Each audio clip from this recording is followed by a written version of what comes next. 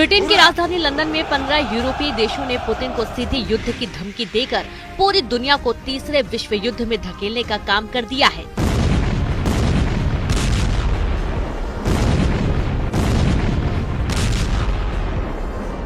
Ukraine के राष्ट्रपति Zelensky इस वक्त खुद को किसी वॉर हीरो से कम नहीं समझ रहे हैं। हालात ये हो गए हैं कि जैसे ही लंदन में युद्ध को लेकर यूक्रेन शिखर सम्मेलन खत्म हुआ तो रूसियों की तरफ से पूरे यूरोप का सफाया करने का ऐलान कर दिया गया। यहाँ तक कि अमेरिका के राष्ट्रपति ने साफ कह दिया कि अब अमेरिका यूक्रेन का जंग में रत्ती भर साथ नहीं देगा। अमेरिकी मीडिया ने ट्रंप सरकार के टॉप अधिकारियों के हवाले से दावा कर दिया है कि पूरे यूरोप में तैनात अमेरिका के 20,000 सैनिकों को वापस बुला लिया जाएगा।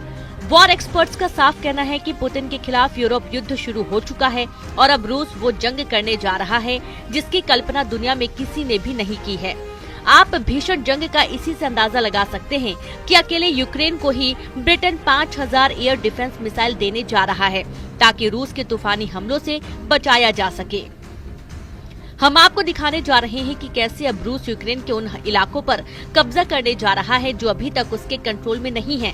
साथ ही हम आपको ये भी दिखाएंगे कि बिना अमेरिकी सहायता और साथ के यूरोप और यूक्रेन रूस से जंग कैसे जीतने का दावा कर रहे हैं।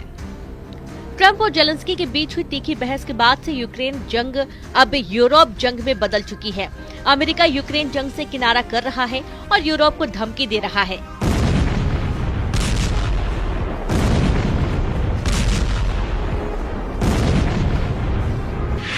कि पुतिन से सीधा युद्ध यूरोप का विनाश कर देगा। हालात ये हैं कि रूस से सटे देशों में भारी संख्या में यूरोपीय देशों के टैंक, सैनिक, मिसाइलें, बख्तरबंद और रॉकेट ब्रिगेड पहुंच रही हैं। इधर पुतिन ने पूरे यूक्रेन पर भीषण हमले कर दिए हैं क्योंकि रूस को एहसास हो चुका है कि यूरोपीय देश अब किसी भी कीमत पर यूक्रेन जंग नहीं रुकने देंगे।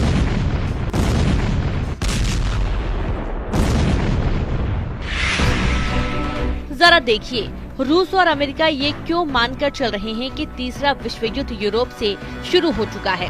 हम आपको लंदन में हुई उस मीटिंग के दावे बता रहे हैं जिसमें यूक्रेन को एक से बढ़कर एक हथियार देने और अरबों डॉलर देने के दावे किए जाने लगे हैं। लंदन में यूक्रेन युद्ध को लेकर हुई मीटिंग में 15 देशों के राष्ट्र प्रमुख और वरिष्ठ नेता शामिल हुए। यहाँ राष्ट्रपति जेलेंस्की के सामने ऐलान किया गया कि यूक्रेन को हथियार और पैसों की कोई कमी नहीं होने दी जाएगी। इस बैठक में तुर्की के विदेश मंत्री, नाटो के महासचिव, यूरोपीय संघ और यूरोपीय काउंसिल के प्रेसिडेंट शामिल हुए। इस दौरान ब्रिटिश पीएम कीर स्टारमर ने यूक्रेन को 14,000 करोड़ रुपए की मदद देने का ऐलान कर दिया है।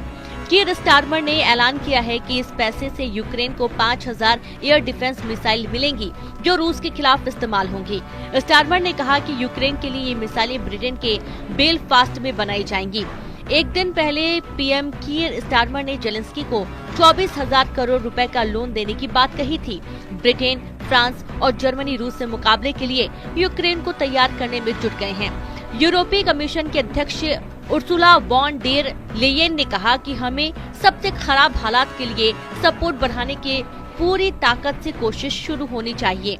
जर्मन चांसलर ओलाफ शोल्ज ने कहा कि यूक्रेन और यूरोप रूस की शर्तें नहीं मानेंगे और उसकी आक्रामकता पर जमकर पलटवार करेंगे। इधर दूसरी तरफ ट्रंप और पुतिन के करीबी ने यूक्रेन जंग को बेहद खूनी बता दिया है। हालात ये हैं कि रूस ने पिछले 48 घंटे में यूक्रेन के बहुत बड़े इलाके पर हमले शुरू कर दिए हैं। रूस के टैंक, तोप और पैदल सेना की दर्जनों ब्रिगेड ने यूक्रेन के उन इलाकों पर कब्जे शुरू कर दिए हैं जहां रूस की स्थिति अभी तक मजबूत नहीं थी। अब रूस को भी एहसास हो चुका है कि राष्ट्रपति के आदेश पर अमेरिकी सेना यूक्रेन की मदद नहीं करेगी। Institute for the study of war यानी ISW ने अमेरिकी अधिकारियों के हवाले से एक ऐसा सनसनीखेज दावा किया है जिसने यूक्रेन के होश फाख्ता कर दिए हैं।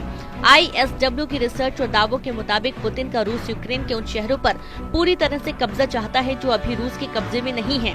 वॉशिंगटन DC में स्थिति ISW थिंक टैंक ने नोट किया कि इन क्षेत्रों में कई बड़े शहर हैं जिन पर रूसी सेना का वर्तमान में कब्जा नहीं है और जब्त करने की कोई संभावना नहीं है। बचे हुए 4 यूक्रेनी क्षेत्रों पर रूस के कब्जे में बड़े शहर शामिल होंगे। ऐसा दावा किया जा रहा है कि जैसे खेरसॉन सिटी जहां लगभग 2,75,000 की आबादी है, उस पर रूस पूरा कब्जा चाहता है। इसी तरह यूक्रेन क्रामाटोर्स्क पर कब्जा चाहता है, जहां यूक्रेन के 1,47,000 नागरिक रहते हैं। इसके अलावा रूस ने यूक्रेन के जापोरिजिया सिटी पर दावा ठोका है, जिसमें 7,06,000 यूक्रेनी नागरिक रहते हैं।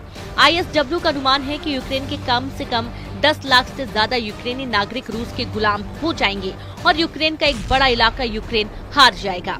यही वजह है कि रूस के खूनी हमले और यूरोप पर मंडराते तीसरे विश्व युद्ध के खतरे को देखते हुए कई नाटो और यूरोपीय देशों ने चेतावनी दी है कि अगर रूस से जंग करनी है तो आखिरी युद्ध करने को तैयार हो जाओ।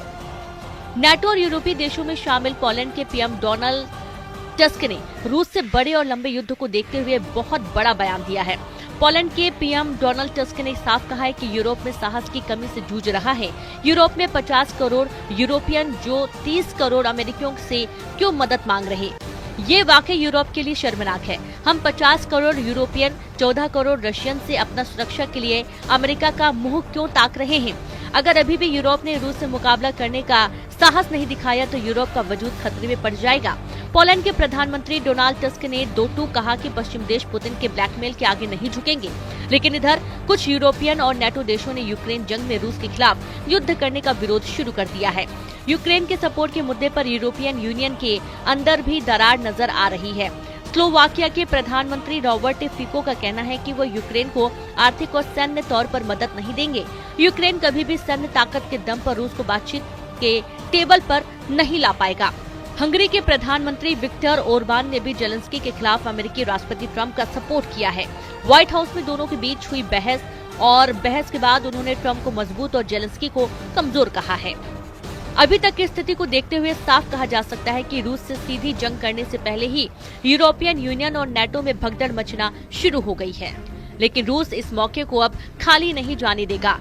ये तो तय है, वो यूक्रेन भी जीतेगा और यूरोप को भी रौंदेगा। इस दौरान देखना होगा कि राष्ट्रपति ट्रंप पुतिन के जंगी एक्शन पर क्या रिएक्शन देते हैं।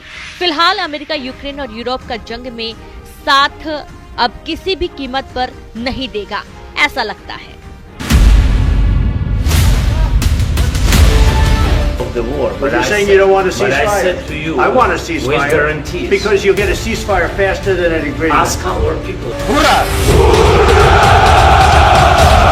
You're playing very cards. serious. You're gambling I'm the with the president lives in of war. millions of people. You think- You're gambling with World War III. And what you're doing is very disrespectful to the country, this country. War, You're not in a Mr. good position. I You don't was- have the cards right now. With us, you start having not playing cards. cards. But right now, you don't. I'm very You're playing serious, cards. miss.